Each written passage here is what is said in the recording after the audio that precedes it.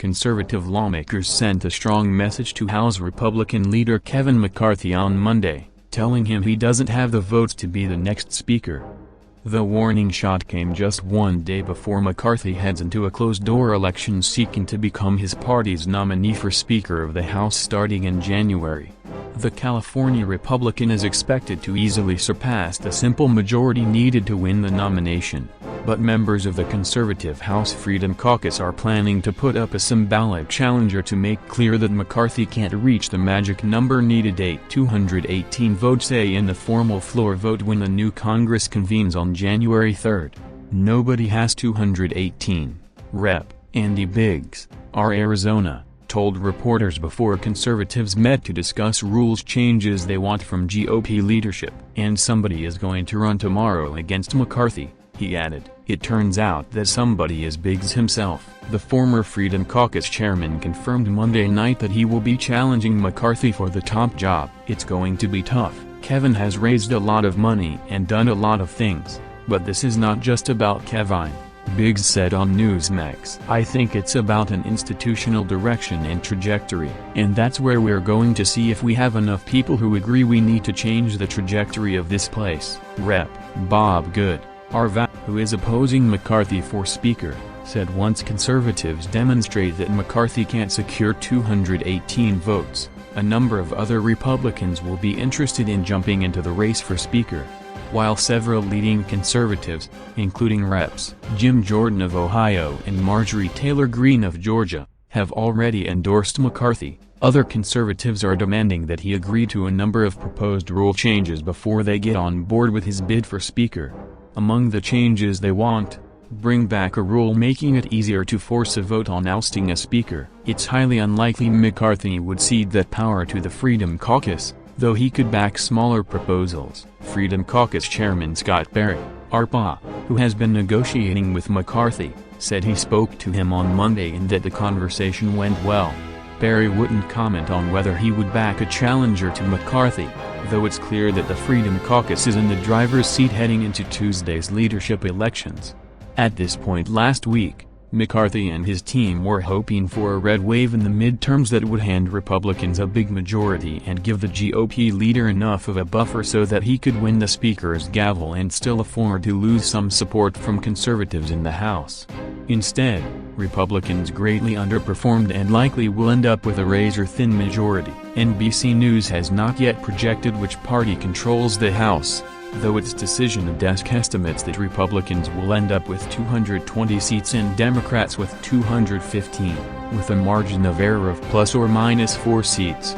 Without a margin that narrow, just a handful of conservatives could prevent McCarthy from becoming Speaker on January 3, a scenario that could throw the GOP conference and the House into chaos at the onset of the new Congress. If he passes his first test on Tuesday, winning his party's nomination as expected, McCarthy will have 7 weeks to try to win over his far-right detractors. We won the majority.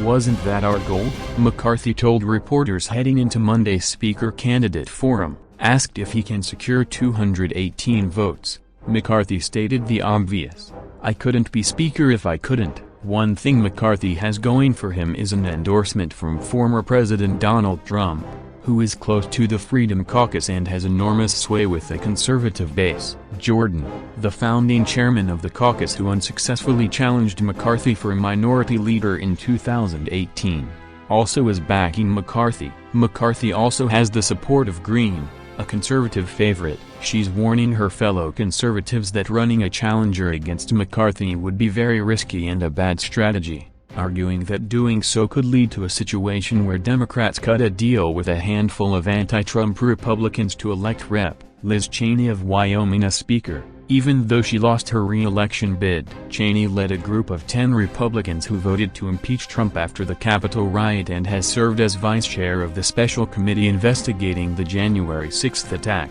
I've been urging my colleagues in House Freedom Caucus that it's extremely important for us to unify and to support Kevin McCarthy with this thin majority, Greene said Monday evening, the second time that day she had made that case on Steve Bannon's podcast War Room. We're at risk of allowing the Democrats to be able to elect the Speaker of the House even if we have the majority. Green added, noting that 20 of the 35 Republicans who voted to form the January 6 committee will be back in Congress next year. Green has reason to worry about a scenario where a moderate Republican is potentially the Speaker. Moderate GOP Rep. Don Bacon of Nebraska told NBC News on Monday night that if the GOP conference can't agree on electing McCarthy or any other Republican as Speaker on the House floor, then he would be willing to work with Democrats to elect a moderate Republican for the top post. "I will support Kevin McCarthy, but if we do get to that point, I do want the country to work and we need to govern. We can't sit neutral, we can't have total gridlock for 2 years," Bacon said in an interview just off the House floor. Pressed again that he would team up with Democrats, Bacon replied, "Yes, but that's assuming we can't get to 218 beforehand."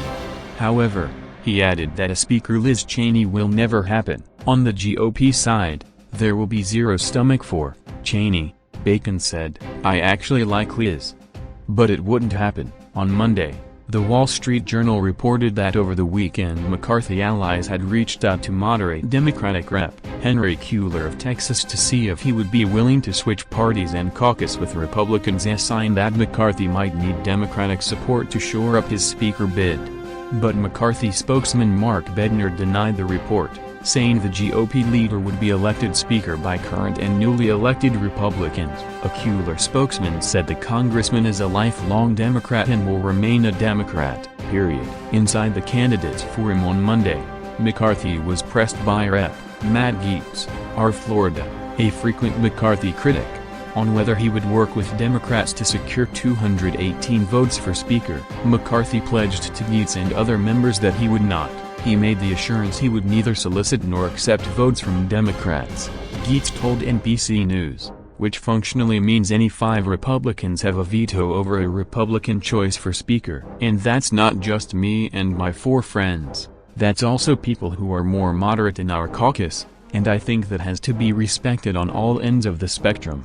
Later on Bannon's War Room, Gaetz mocked Green, one of his closest friends and allies, for trusting McCarthy. Gaetz referred to a conspiracy theory Green previously promoted that blamed wildfires in California on Jewish space lasers. "Whatever Kevin has promised Marjorie Taylor Greene, I guarantee you this, at the first opportunity, he will zap her faster than you can say Jewish space laser," Gaetz said.